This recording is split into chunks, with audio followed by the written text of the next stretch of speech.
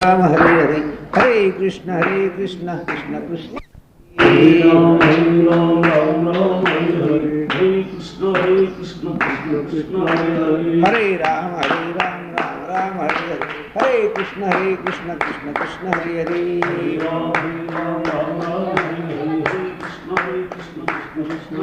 कुंडलिका वरदे हरि विठ्ठल श्री ज्ञानदेव तुकाराम ज्ञानेश्वर महाराज की जय साई महाराज की जय।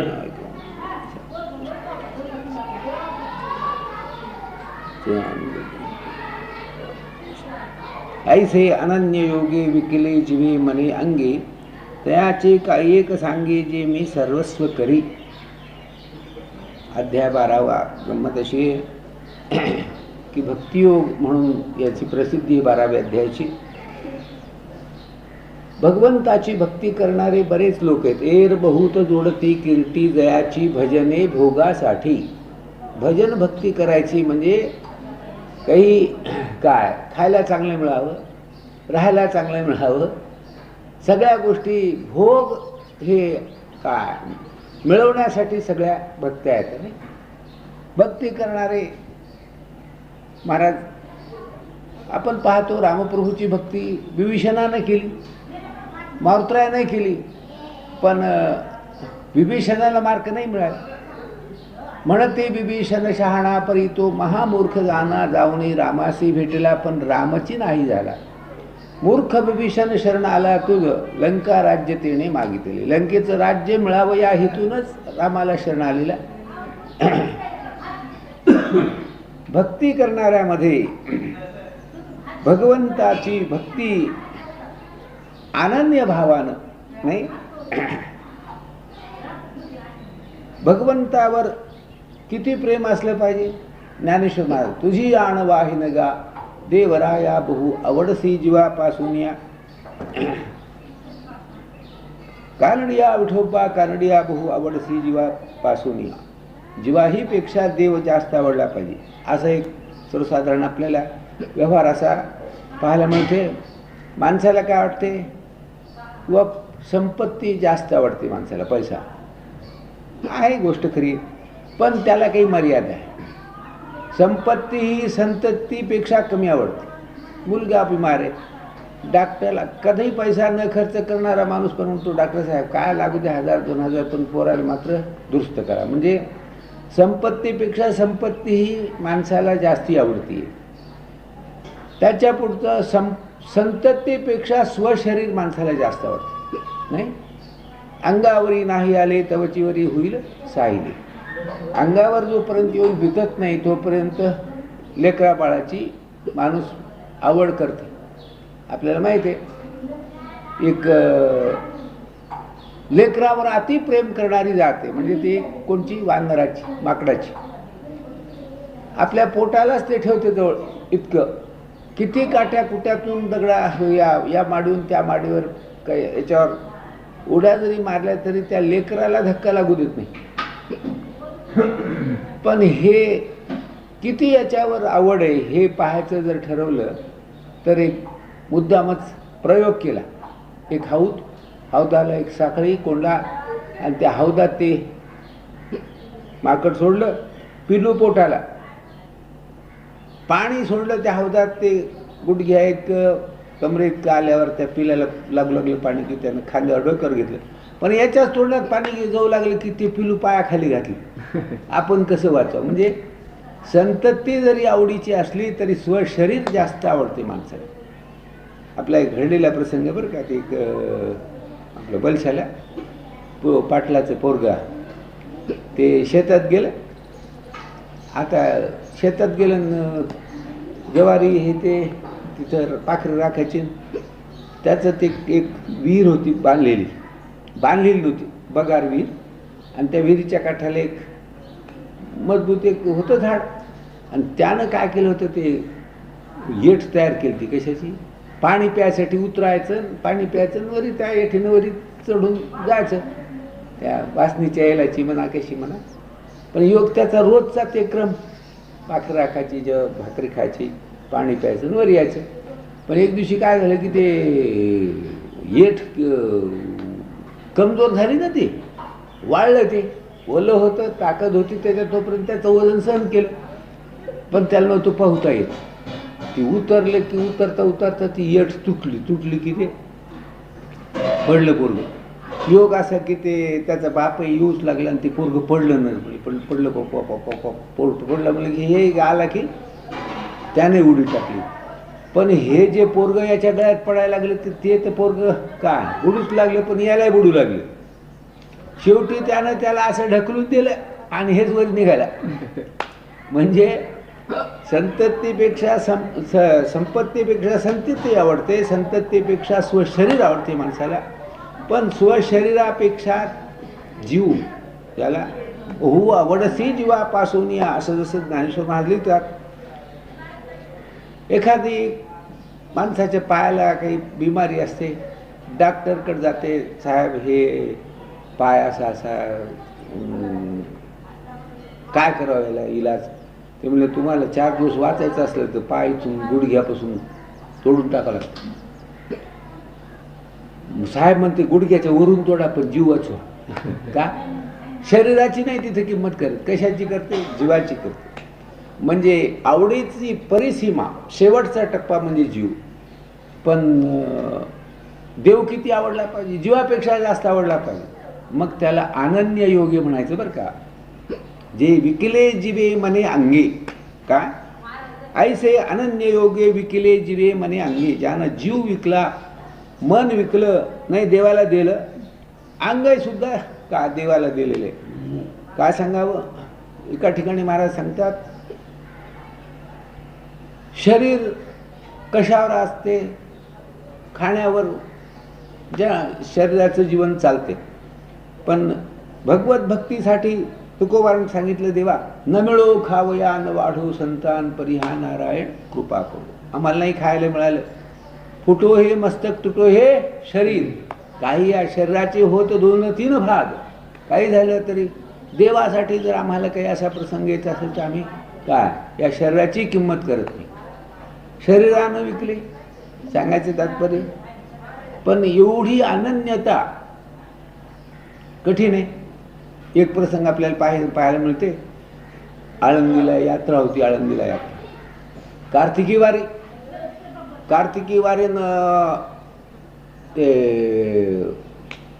काय कलराची केस बीस काहीतरी झाली तिथं आळंदी की वरून आदेश कलेक्टरचा, यात्रा बंद. मग कशाचे? कोणी पुण्याहूनच परत चालेल, कोणी पंढरपुराहूनच परत चालेल, कोणाला कुठं कुर्डवाडीवर समजलं आळंदी तर बंद ना, असं ते अडकावं लागतं की बाबा. गेलं की काही जेलमध्ये, नाही तर हे पोलीस हे करतील. परत गेले, पण जे निष्ठावंत ते आलेच. काय व्हायचं असेल ते होईल, जायचं म्हणजे जाय का. निष्ठावंत भाव भक्ताचा स्वधर्म, निर्धार हे वर्म चुकू नये. निर्धार जायचं म्हणजे जायचं, काय व्हायचं असेल ते होईल. जे खरे निर्धाराने आले ते आलेच, आणि काही जे अर्धेगा बोळे ते आपले परतले. पुण्याहून परतलं, कुणी पंढरपुराहून परतलं, कुणी कुर्डवाडीहून परतलं. सांगायचा हेतू असा की भक्ती आहे, पण अनन्य भक्ती नाही. काय शरीराचं लोभ, कुठं जेलमध्ये जाऊन बसावा, अडकावा, कशासाठी हे करायचं ही भानगड नाही तर नाही. एवढा देवावर प्रेम आहे कोणाचं सांगा. विकिले जिवे मने अंगे, मनानं ज्यानं देवाकडंच लावलेले मन. तुका म्हणे हे जी संकल्प वाहने. मनाचं काम आहे संकल्प विकल्प करणं. संकल्प विकल्प शून्य करोनी मनन, हृदय धरले ध्यान विठोबाचे. मनानं दुसरं काही करायचंच नाही. मन हे देवाकडेच लावले. मनाचं आणि संकल्प तो नाही दुजान महाराजा विनतो. संकल्प करायचा मनानं तर ते देवाबद्दलच संकल्प करायचा, बाकी कोणा गोष्टीचा संकल्प विकल्प तर येऊ द्यायचा नाही. मनानं विकले, जीवानं विकले. शेवटचा टप्पा जीव. महाराज काय सांगावं. ज्ञानेश्वर महाराज सांगतात, भगवान तुझी शपथ, मला आवडीचा विषय आवडे ज्या हरी अंतरापासून, अंतरातून मनातून जीवापासून देवाची आवड. जीव जरी गेला तरी त्या जीवाची पर्वा जिथं करत नाही भक्त. देह जावो अथवा राहो, पांडुरंगी दृढ भाव, देह जाव म्हणजे जीव जाव, देहाचाच अर्थ जीव, म्हणजे एवढी त्याची तयारी आहे. मग काय सांगावं, देव सांगतात एवढं जर भक्त जीवा का शरीरानं मनानं जीवानं हे जे मला आनंदी असे शरण आले, त्याचं काय सांगावं, त्याचे काय एक सांगे, काय एक एक सांगावं, जे मी सर्वस्व करी, सर्व करतो मी, एक एक सांगायची काही गरज नाही. महाराज सांगतात जिथं काही अडवल भक्ताचं, जिथं काही रुकल तिथं देव सांगतात मलाच करावं लागतं. आपल्याला माहिती आहे भक्ताचं काहीच कामे न धरी लाजन भक्त काज कैवारी. केवढं हलक्यातलं हलकं काम असू द्या देवाने तिथं केलेले. चर्म रंगू लागे रोहिदासाचे, कातडे रंगविले कोणाचे, रोहिदासाचे. कबीराचे मागे सेले विणे, कबीराच्या तिथं ते त्याचं विनायचा धंदा देवानं करायचं.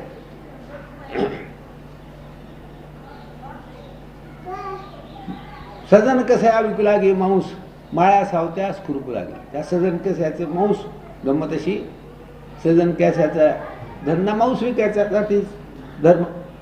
त्यानं काय केलेलं होतं, एक शाळीग्राम ठेवलेलं होतं पारड्यात, आणि तेच एक माप बदलायचंच नाही, तेच माप. केवढं गिराईक असलं तरी 5 रुपयाचं तेच माप, 2 रुपयाचं तेच, 10 रुपयाचं तेच, ते देवानंच हलकं भारी व्हायचं. एक असा आहे तिथून ब्राह्मण जाऊ लागला, त्यानं ते पाहिलं ना, अरे अरे काय म्हणले, याला कळालं नाही. शाळीग्राम देव, शाळीग्राम विष्णुमूर्ती, आणि मांसाच्या त्या पारड्यात ठेवलं. जवळ आला, एक रस्ता म्हणले हे तू आधी ठेवले ना पारड्यामध्ये, हे देव आहे देव शाळीग्राम. हो ना मला, मी देवच म्हणून ठेवला. पण नाही रे म्हणले, हे मांसाच्या बरोबर एका पारड्यात ठेवणं बरोबर नाही. तुला मापाचं सट घेऊन देतो, मापाचं सट, किलो, अर्धा किलो, 2 किलो, 1/2 किलो, 200 ग्राम. बाबा म्हणले मी ते हेच माप असतं, म्हणजे केवढ्याचं ते एकच माप असतं. नाही म्हणले तुला कळलं ते, याला कळू लागलं. यानं ते मापाचा शर्ट आणून दिला त्याला, आणि ते शाळीग्राम नेला, त्याची षोडशोपचारे पूजा केली, दही दूध मध सगळं देवाऱ्यावर ठेवलं, गंध फुलं. गंमत अशी की ते रात्री जे भगवान त्याच्या छातीवर गुडघा दिला, म्हणजे मूर्खा मला इथं कशाला आणलं. ते त्या सजन कसाच्या पारड्यात जे होतं ते नाही नव्हतं, त्याचं सारखं चिंतन. माझ्याकडं सगळं काय विकले जिवे मने अंगे, तू का नुसतं देवावर मला ठेवलंस, तुझं काय लक्ष सगळं संसारात आहे, माझ्याकडे थोडंच आहे. विषय तो त्याचा झाला नारायण, नावडे जनधन माता पिता. आताच्या आता मला नेऊन सोडणे तर म्हणजे तू आता तुला ठेवतच नाही. रात्रीच उठला की बाबा ते शाळीग्राम घेऊन आले ते, ए सजन म्हणले हे तू हा देव घे बाबा, तू सांभाळ. म्हणले हे तू आपल्या पारड्यातच ठेव, आमच्या देवाऱ्यावर नका म्हणायला देव. म्हणजे का एवढा देव तिथंच राहायची देवाची इच्छा का.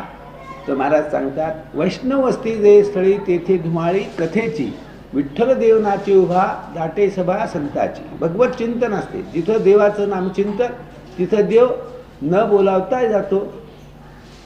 महाराज सांगतात काय सांगा, कुठे नका पाहू करा हरिकाथान, तेथे अवचित्ता सापडे.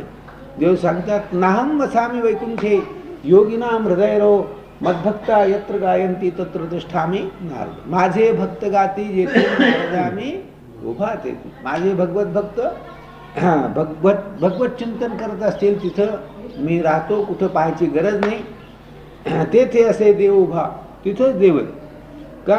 अनन्य योगे विकिले जीवे मने अंगी, त्याचं असं. आणि भगवंताकडं सगळं का सगळा जीवभाव तिथं अर्पण केलेला असतो. का म्हणे जीवभाव देवापायी आणि ठेवून या काही नमा. जीवभाव देवाच्या पायावर अर्पण करून देवाकडून काही मिळावं ही इच्छाच करत नाही. देवाकडून मागायचं कशाला. हे जे मिळायचं असतं हे प्रारब्धानं आपल्याला मिळते, ते देवाकडं हात पसरायची काय गरज आहे. प्रारब्धाची जोडे धन, प्रारब्धाची वाढे मा का सोस करसी वाया भजमना पंढरा. देवाकडे हे मागणं म्हणजे कितीतरी काय वेडेपण आहे, चूक आहे. देव कोणाचं कोणाला देत नाही. तुमचं जे काही प्रारब्ध आहे, तुमचं काही पूर्वजन्मात तुम्ही जी काही ठेव करून ठेवलेली आहे तेच तुम्हाला काय पदरात पडते. तुम्हाला आगाऊ कोणाला दरिद्र आवडे दरिद्रिया, रोग आवडे रोगिया, पण भोग विजय बळिया अदृष्टे जे नाही. प्रारब्ध आहे. रोग याला वाटतो का दरिद्री माणसाला दरिद्री आवडते? नाही, हे प्रारब्ध आहे. प्रारब्धानं ते का भोगावंच लागते. देव आणि खरोखरच तुमच्या प्रारब्धाशिवाय दुसरं काही त्याला बदल करता येत नाही. म्हणून याच्यासाठी हे जे भगवत भक्त लोक असतात, जीवभाव देवाला अर्पण करतात, पण देवाकडून काही मिळावं ही अपेक्षा ठेवत नाही. मग असं असल्यावर ना देव सांगतात काय सांगावं, त्याचे काही एक एक सांगे, काय एक एक काय सांगावं. मी काय करतो मग, जे सर्व मी करी, सगळं त्याचं सर्व मी करतो. आता सर्व मी करतो म्हणण्यात महाराज काय सांगावं. आपण हमेशा ऐकतो की न करायची कामं केली देवानं. चोखोबारायच्या बायकोचं बाळातपण नाही. आता बाळांपण करणं म्हणजे बायाची हे काम आहे तर, पण देवानं तिथं बाईचा वेश केला नाही का. चोखोबारा सतत भगवत चिंतन करायचे. सततं कीर्तयन्तो माम एतं तश्च दृढवतः नमस्यन्तश्च माम भक्त्या नित्ययुक्ता उपासते. दिवस नकळी रात्र नकळी अंगी खेळे दैवते. सारखं चिंतन, नामचिंतन. बोलण्याची नाही एका देवाविल काही. बोलावा विठ्ठल, पहावा विठ्ठल, करावा विठ्ठल, जीवे भावे. येणे सोसे म्हणून झाले हवं भरी. सारखं भगवत चिंतन. प्रकार असा संसाराकडे लक्षच नव्हतं. या बाईनंच चोखोबाराच्या बायकोनंच कुठेतरी काम धंदा करायचा, काही मिळून आणायचं, त्याच्यावर आपलं उदरनिर्वाह चालायचा. पण ही बाई म्हणली का हो, म्हणले आता मी काही उद्योग काट्या मार खायचा का.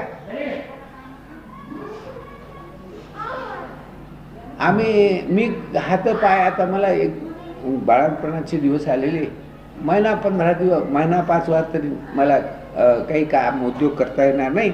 एवढ्यापुरतं तरी काही आपल्याजवळ असलं पाहिजे. असं चोखोबाराच्या बायकोनं सांगितलं. चोखोबाराला वाटलं ही भानगड ऐकण्यापेक्षा आपलं काळच करावं, कुठंतरी जावं. मग कुठं जावं, एक शास्त्र आहे. जायचं झालं पाहुणं तर बहिणीच्या इथं जा, नाही तर कुठं जा, सासरवाडीला. बहीण घर भाई और सास घर देवा आहे. तिथं त्याची काय थोडीशी किंमत होते. म्हणजे आता बहिणीच्या इथं जाऊ. चोखोबारा न पुसता गेला बहिणीची या गावा. बायकोला सांगितलं सुद्धा नाही मी कुठं चाललो, काय चाललो. बहिणीच्या गावाला गेल्यावर त्या बहिणीला आनंद वाटला. बहिणीला भावाबद्दल आवड असतेच. जर बरं झालं मिळालं, हो आलो म्हणलं मुद्दाम भेटायसाठी. राहा म्हणले. आता म्हणले राहतो का, आता काही तसं काही गडबड नाही. मस्त रोज 2 टाइम जेवायचं, भजन करायचं. चोखोबारा महिनाभर 1.5 महिना जवळपास तिथे राहिले. पुन्हा लक्षात आलं म्हणजे आता भानगड मिटली. असं इकडं चोखोबाराच्या बायकोचं बाळणपणाच्या नेमकं टायमावर देवानं चोखोबाराच्या बहिणीचाच वेश केला. चोखोबाची बहीण झाला सारंगधर, वहिनी उघडा दार आले असे. वहिनी दार काढा. नेमकं प्रसूतीचा टाईम. तिला मोठा आनंद वाटला. दरवाजा काढला. म्हणली बाई फार चांगलं झालं, तुम्हाला देवानं पाठविलं. बरे बाई तुम्हा देवाने धाडिले, पती माझे गेले कुणीकडे. आमचे मालक ते कुठे गेले काही पत्ताच ते, तुम्हाला देवानंच पाठविलं. देवानं पाठविलं का देवच आला. देवच आला. सांगायचं तात्पर्य बाळांपण केलं, पोराचं नाव ठेवलं. नाव ते ठेविले कर्म मिळा. बारसेही केले मोठ्या आनंदाने. नाव ते ठेविले कर्म मिळा. सगळ्या यातीला जवळच्या जीव घातलं देवाने. गंमत अशी की चोखोबारायला वाटलं आता आपण जाव गावाकडं. चोखोबाराला बहिणीला म्हणले बाई म्हणले आता मी जातो गावाकडे. म्हणले बरं जा. जा म्हणल्यावर चोखोबाराची निघायची तयारी की देवाची इकडे निघायची तयारी सुरू. म्हणले बाया वहिनी आता झालं काम, आता जाऊ द्या आमच्या मला घराकडे, आमचे मालक वाट पाहत असेल. आता हे ब्रह्मांडाचा मालक आणि याचे कोण मालक असेल. पण चोखोबाराची बायको म्हणली असं नाही हो, येऊ द्या आमचे मालक येतील, येऊ द्या घरधणी करतील बोळवण, मालक येतील, तुम्हाला बाळणपण केलं लुगडं काय बोळवण केली पाहिजे. असं कसं? नाही नाही नाही म्हणजे तुमच्या गरिबीला मला बोलवायचं नाही, बोळवण लुगडं गिडं काही नाही लागत मला. म्हणली असं जाऊ द्या.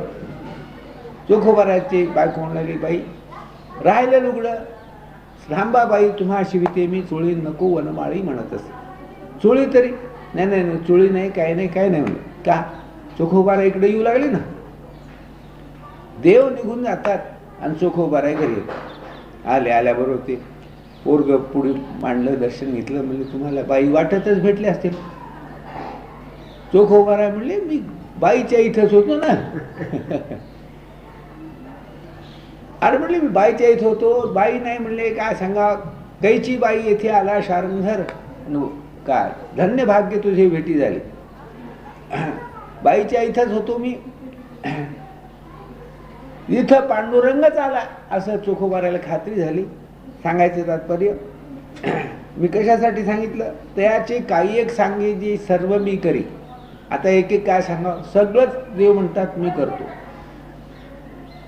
त्या भक्ताच्या इथं एक तर यादीच आहे, उंच नीच काही निर्णय भगवंत, तिष्ठे भाव भक्त देखोनिया, दासी पुत्र कण्या विदुराच्या भक्षी दैत्या घरी रक्षी प्रल्हादासी, चर्म रंगू लागे रोहिदासा संगे, कबीराचे मागे शेलेवणी, सजन कसया विकू लागे मांस, माळ्या सावत्यास खुरपू लागे, नरहारी सोनारा घडू फुंकू लागे का, चोख्या मेळ्या संगे ढोरे उडी, नामयाची जणी सवेची शेणी, धर्माघरी पाणी वाहे झाडी, एकोवा चेरण फिडी ऋषिकेशी, अंबऋषीची सुशी गर्भवास काय, मीराबाईसाठी घेतो विषपाला, दामाजीचा झाला पाडीवा, घडी माती वाहे गोऱ्या कुंभाराची, हुंडी त्या मेहत्याची अंगी बरी, पुंडलिकासाठी अजून तिष्ठत तुका म्हणे मा धन्य त्याची. काय सांगा, एक यादीच दिली. म्हणून महाराजांनी कोण्या भक्ताच्या इथं कोणचे कामं केले महाराज सांगतात. असं हे देव सांगतात. अनन्य ऐसे अनन्य योगे विकिले जीवे मने अंगे, त्याचे काही एक सांगे जे मी सर्व करी. काय एक एक सांगा, मी काही भक्ताचं काय कोणतंही काम जरी पडलं ते मी स्वतः करतो. काय सांगा, त्याचं कारण असं आहे की ब्रह्मांड नायक सत्ताधीश परमात्मा देवाला स्वतः अंगाने काम करायची काय गरज आहे. पण देव सांगतात नाही, जे मी सर्वस्व करी स्वतःच मी करतो. त्याचं कारण एक आहे. देव असं आहे, एक दृष्टांत आहे. एक राजा आहे. राजा राजसिंहासनावर भालदार चोपदार सगळे शिपाई उभेत. नुसतं हुकूम करायला उशीर, कोणचं काम काय झडदिशी व्हायचं. पण योग असा आला की त्याचा राजाचाच मुलगा तिथं ते त्या सभागृहात आला आणि त्या याच्यावर असा चढता लहान ते मूल चढता जे निष्ठलं की पडलंच खाली. पडल्याबरोबर राजा सिंहासनावर उठला आणि त्याला असं उचलून घेतलं, गोंजारलं हे केलं. गंमत अशी आहे की राजाला उठायची काय गरज होती. अरे ते पोरगं पडलं घ्या म्हणलं असतं ते जमत होतं, घेत होते. पण नाही, त्याचं कारण आहे की जिव्हाळा, प्रेम, आवड. तसं भगवान सरस्वताधीश परमात्मा देवानं कोणालाही जर सांगितलं बाई आमच्या भक्ताचं हे आमचं काम तुम्ही करा, तर ते होईल नाही असं नाही. पण जसं त्या लेकरावर प्रेम बापाचं असते, राजाचं प्रेम जसं त्या मुलावर, माईचं प्रेम जसं लेकरावर, तसं देवाचं आणि भक्ताचं नातं असं माय लेकराचं नाही का. देव भक्ताची कृपाळू माता, देव भक्ताचा जनिता नाही, देवाचं आणि भक्ताचं मायबापाचं नातं. देव सरस्वताधीश ज्याच्या हुकुमाशिवाय झाडाचं पान हलत नाही, नाही वृक्षाचे पान हले ज्याची सत्ता, राहिली अहंता मग कोठे, चाले हे शरीर कुणाचे, सत्ते कोण बोलविते हरिविण, देखवी ऐकवी एक नारायण. असा सर्वसत्ताधीश परमात्मा ज्याच्या हुकुमाशिवाय झाडाचं पान हलत नाही, असं भक्ताचं काम करण्यासाठी देवानं कोणालाही हुकूम केला तर ते काम होण्यासारखं आहे नाही असं नाही. पण एवढा जिव्हाळा देवाचा आणि भक्तावर एवढंच की भक्ता एवढं जगात दुसरं देवाला काही आवडतच नाही, नाही का. देवा भक्त जीवा हुनी आवडतीन, सकळही प्रीती त्यांचे ठाई, नावडे वैकुंठ शेषाचे शयन, वैष्णव सदन आवडले. भक्ता एवढं देवाला काहीच आवडत नाही. एका ठिकाणी महाराज लिहितात, लक्ष्मी जरी जवळची असली तर म्या लक्ष्मी डावलून केली परवती, फेडोनी कौस्तुभ घेतला हाती, ओढवली वक्षस्थळाची वाखती चरण रजा, अजोनी पाऊलाची मुद्रा मी हृदय वाहेगा सुभद्रा, आपुल्या दैव समुद्रा जठनी लागी. भक्तावर एवढं प्रेम आहे की महाराज काय सांगावं, लक्ष्मी सुद्धा मला त्याच्यापेक्षा कमी वाटते.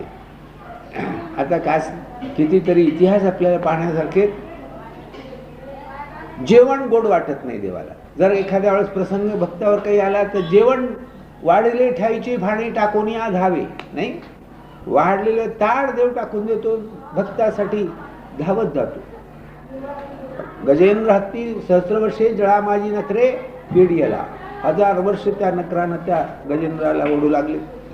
हे जे काप्त इष्ट होते ते त्याला सोडवण्यासाठी बराच प्रयत्न करतात, पण ते काही सोडायचा आकार दिसेना. मग हे जे लोक होते म्हणजे कुठं नादी लागता या म्हाताऱ्याच्या ध्यान सोडून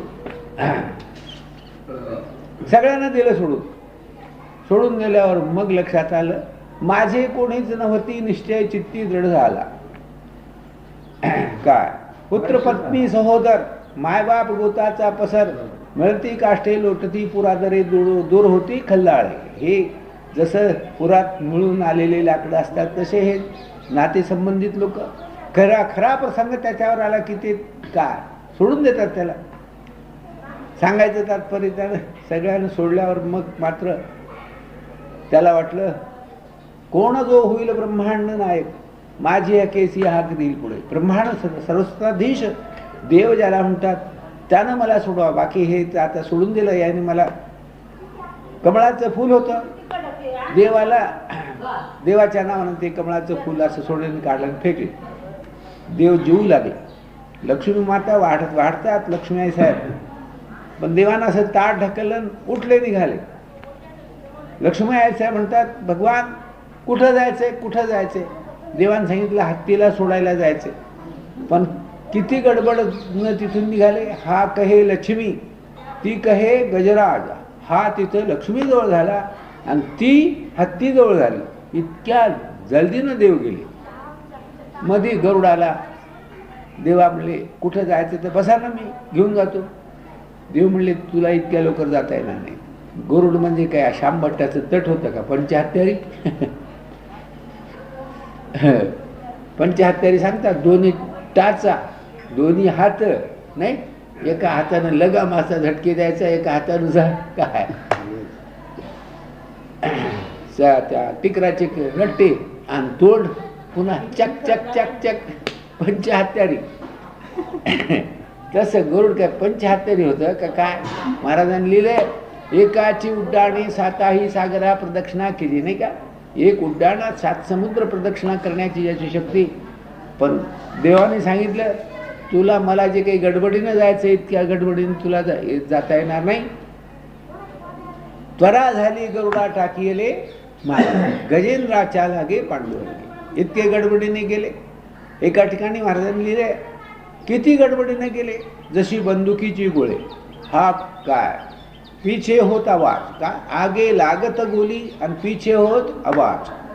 बंदुकीचा आवाज घोडा पडल्याबरोबर किती काय 1 सेकंदात होत असेल, पण त्या आवाजाच्या अगोदर गोळी जाऊन तिथं लागत असते शास्त्र.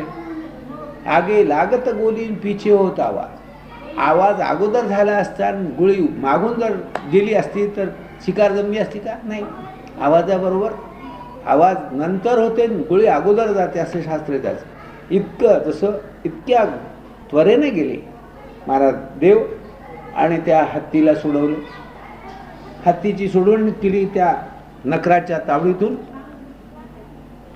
भगवान त्या आपल्या विमानात घेऊन चालले देवाला, देव त्या हत्तीला.